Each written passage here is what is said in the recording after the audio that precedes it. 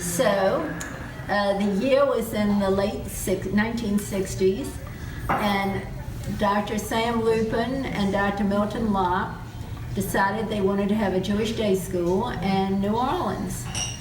And so they had a meeting for the parents, and they were going to bring in a special rabbi from Miami Beach, and he was to speak to the parents about the benefits of sending a Jewish child to a Jewish day school. So we went to the meeting, and when I first met Rabbi Gross of blessed memory, I was so impressed. I had no intention when I went to the meeting of putting my child in a Jewish day school, but after meeting Rabbi Gross and hearing what he had to say, I just fell in love with him, and I thought what he said was so important. So we enrolled our son in Lakeshore Hebrew Day School. And when he graduated from Lakeshore, he went on to Rabbi Riskin School or Torah. And then he went on and on and on with his Jewish education. When Rabbi Gross came, were you guys observant at that point? No. You weren't observant. Let me mention that. We were not observant. And we just thought that it was important to put our son in the Jewish day school. Okay. So, which is what we did. We enrolled him. And then he went further and on with his Jewish education. When did he bring that home? In other words... Oh, yes. So when he was about 10 years old, or maybe before, a little before his bar mitzvah, 10 or 11, I started going to classes at Beth Israel with Rabbi Bienenfeld and becoming more and more interested in Judaism and Orthodoxy. But it wasn't until I met Rabbi Gross and we put Zvi in the school that I felt it was important that we learn about it as well.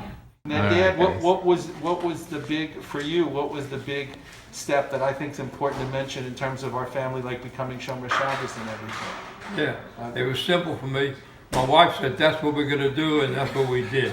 There you go. No, When you told 6 months, your Uncle Dave that you worked that you were going to as a start dentist. keeping Shabbos. Oh, you want to hear that story too? Sure. Yeah. I was working for my uncle, Dr. David Hyman in New Orleans, As a and dentist. with my wife urging me and my son urging me, I went to him one time and I told him, this is October, November. I said, Dr. Hyman, who's my uncle, in January I will start keeping, I will not work on Shabbos anymore, I won't work on Yontif anymore. So he said, well, how can you do something like that? At that time I was like, it should have been a partner, but I was an employee. So he said, well, how can you do that? You know, Saturday's the biggest day. I said, well, if it's the biggest day, I can't help it. I will be giving up Sabbath, and I'll be Saturday, and I'll be giving up Yontif. I'll work anymore. So he says, well, I don't know that I can handle. I don't know if you can continue to keep working here if you're going to do that. I said, don't worry about it. It's not a problem. He said, what do you mean it's not a problem? I said, I want you to know, if you decide it's too much for you to have me do that and handle that, let me know. I'll take care of it. He said, what do you mean? I said, the house next door, you don't know about it, but last year I bought the house on auction next door. So if you can't handle it here, it's very... He said, you would open up next to me? I said, well, if you can't handle it here, I'm sure not going to go walking all over the city looking for a job. I'll open up next door. And that convinced him it was all right for me to... So you didn't do it. You wound up staying with him. Then I started keeping Shabbos and Yontif after that. And roughly, do you remember roughly how old Zvi was when that happened? Yes. That was around 1975, something like that. Would have been, I think, right around that time. I was right before my bar mitzvah, right around my bar mitzvah time. Huh, Mom, don't you think? Yeah, I think so. Yeah. Wow. Guys, thank That you. was when Zvi came home from school, and he was about 12. He said, I got to get out and get an apartment. So, Zvi, what are you talking about? Radical. He said, well, wait. He said, I have to move into an apartment, a little small one. He said, because everything you all taught me to learn, I can't keep living here and learning all those things. So that helped convince us to start Unbelievable. keeping everything the way we should. Then, when Zvi goes on and furthers, he becomes the headmaster of a school and a founder of a school in Hartford, West New England, Hartford. right? And then he went on to Columbus, Ohio, was the headmaster of a school there.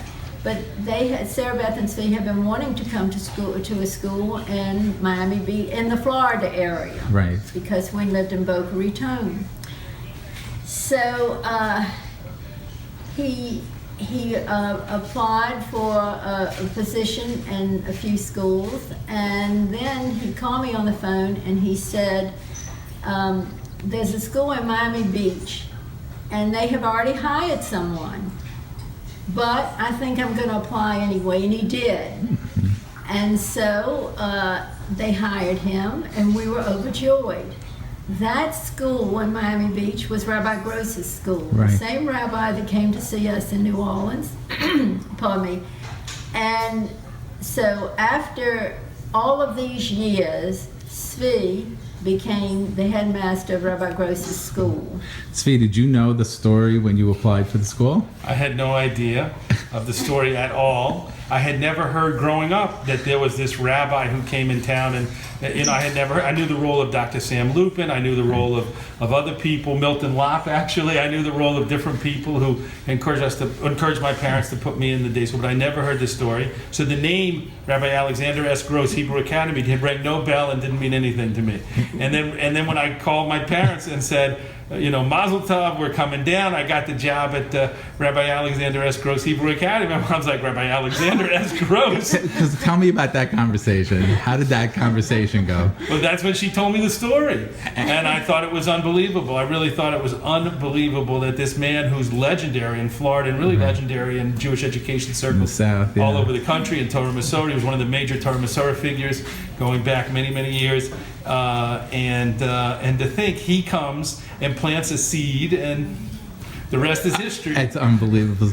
So, Then one of the first mitzvahs that we did, that was one of the best for us. As I look back on it, it was the most wonderful thing we could have done, not only for other people but for us personally, was that we opened our home to all Jews. right. We had people coming from all over the world, and it was so wonderful. That'll be a So different video for exciting. sure. That will be a full-length movie. But thank you very, very much, guys.